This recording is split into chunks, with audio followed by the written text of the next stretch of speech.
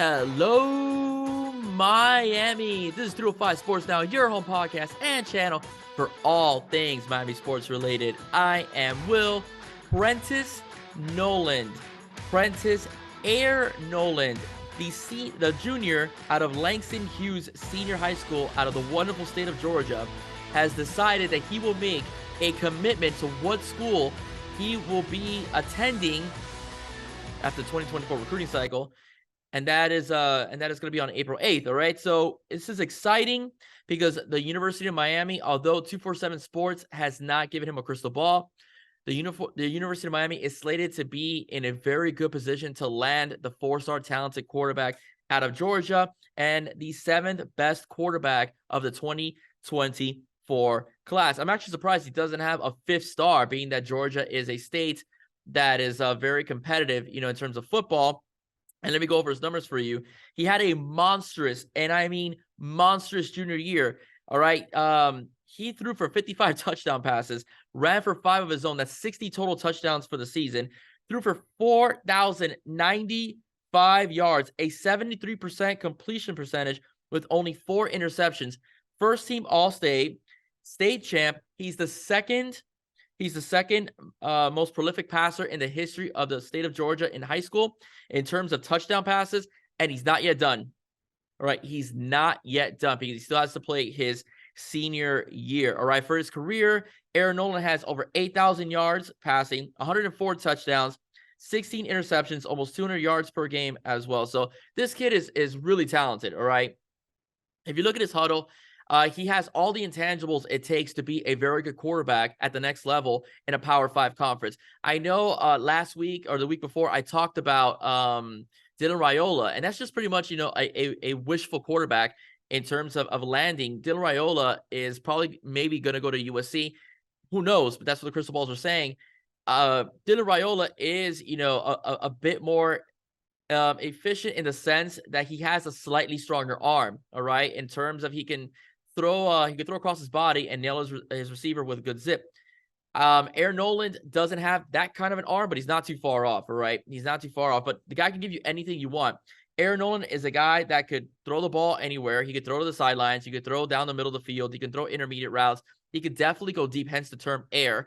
All right, as far as he's concerned, accuracy is a big thing for him. He's very accurate with the football as well. He could put it with touch. He could also put it with zip.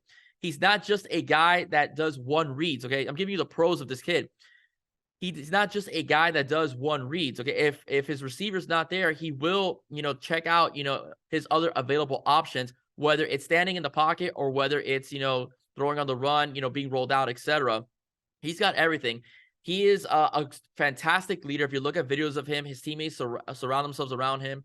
He talks to his players, and so on. He communicates very well with his receivers. So this is a kid that Miami does have to land. They need an elite quarterback, for this upcoming recruiting cycle to hopefully get elite wide receivers as well. So this is something that could turn the tables for Miami in terms of recruiting overall. Usually recruiting heats up in the summertime and then a little bit, past the summer, entering the fall. But if he commits early to the Canes, you may see a bit of a domino effect with guys like JoJo Trader and possibly flipping a guy like Jeremiah Smith. And I'll break it down why I think that is a possibility that could happen in about a minute or so. But like I said, one of the things that I do like about him, he's not a one-read guy. Okay, it's not just he doesn't get stuck. He will find that open receiver. Okay, or he will tuck it up. He'll tuck the ball in and take it himself. He's not afraid to run. He's been used on running plays over at Langston Hughes as well. So one of the things I wanted to address is why Miami when this guy's being offered by so many other schools, in particular like Arkansas and Clemson, as well. Well, Shannon Dawson's system fits him very well. All right, it fits him very well because Shannon Dawson has had success with quarterbacks. Okay, it's quarterback over at Houston, and let's not forget Geno Smith, who loves Shannon Dawson. He's had very much success with quarterbacks that to start with, and he would be the quarterbacks coach for Air Noland. That being said, not only that, Miami, and this is where I think Miami's going to have an advantage over Clemson in the long run. Miami is slated to have the best offensive line in the next year or so in the ACC. Okay, Miami has guys like Francis Mauigoa, Antonio Tripp, Then they picked up a guy like Matt Lee. They picked up, Javion Cohen. They have, the Pancake Honcho. So the offensive line for Miami is going to be absolutely dominant. So when they're dominant, what does that mean? The running game is also going to be dominant for the Canes.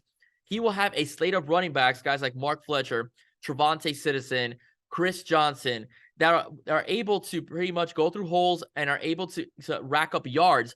That will open up the seams for him to be able to deliver the ball with more accuracy to his receivers because he'll have a clean jersey. So that's a big thing as well. If the O-line is stout, strong, and good, it makes every quarterback look better. So for Air Noland, as far as the way Mario Cristobal is building this team, the fact that Shannon Dawson is not just an air raid, just pass it only. It's about 60-40 pass versus run. He'll still get his numbers as a quarterback in terms of throwing the football to his receivers. Shannon Dawson has already said it. We've seen it in practice. If you follow the Canes, on social media, they are going vertical. They will go vertical, so you will get those chunk yards with these receivers as well. The offensive line, the running game is going to be very good. And Miami right now does have, decent slot receivers. Ray Joseph looks really good in practice. Again, we'll see what happens in games. But last year's problem, even in practice, was drop balls. That doesn't seem to be the case this year in practice. The receivers are holding on to the football. Okay, Robbie Washington just recently made a sick catch off a Ja'Cory Brown pass. Ray Joseph has looked very good. I've seen him, run routes. He's absolutely smooth as well. Then you have Xavier Restrepo, as well. I'm just telling you the receiving core right now. So if Miami has a good season with these receivers this year, if Air Noland commits as well, if he commits April 8th to the Canes, you may see a different look to the receiving core as far as the 2024 recruiting class goes. JoJo Trader is slated to go to Miami. But now the point is, can you flip a guy like Jeremiah Smith? Okay, that's the key.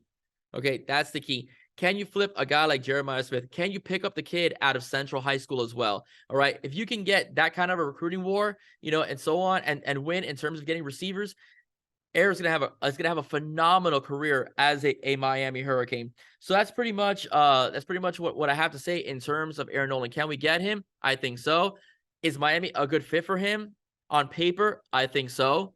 He's a commitment. Remember, a commitment is not official until he signs to the dotted line. And we've seen recently that may not even be, completely accurate either. But the bottom line is that if he commits to Miami, I do believe, especially during the summertime, Miami will have more favorability with wide receivers in the 2024 class. All right, that's just what I happen to believe. All right, the line's gonna be crazy. It's gonna be absolutely beefed up and powerful on both ends, both in running the football and also in pass protection.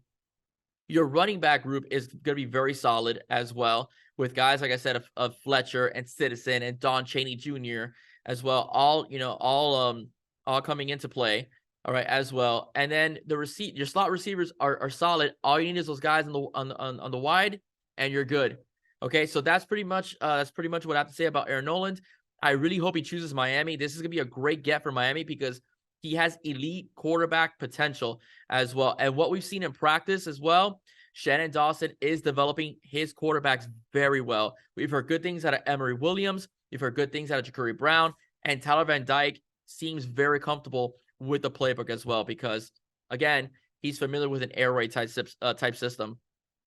Just a little bit, well, that's it for Air Noland, but just a little bit I want to go over in terms of the future of the show and what I'm going to be covering. I will be sticking with the Canes quite a bit because the Canes have been quite the busy bees recently, especially in football and basketball. Win or lose, I will be doing an episode on Miami's appearance in the Final Four. Hopefully, it's a national championship berth on Monday. We will see. Regardless, I will be doing an episode. And since all of you seem to like the recruiting stuff, I will be giving you 2 recruits next week. I'll be giving you Justin Scott, the talented D tackle, and Jarrett Gibson, the #1 running back in the nation out of IMG, who just recently visited Green Tree and met with Coach Ice Harris as well. Ice Harris Jr. actually. Okay, so that's gonna be what's coming up in the next couple days or so. So stay tuned for that. And if you like what you heard, please do not forget to like, share, and subscribe to 305 Sports Now. Once again, I am Will. Stay safe. God bless. See you soon. Go Canes. Thank you, Coach Larinaga. Bring it home.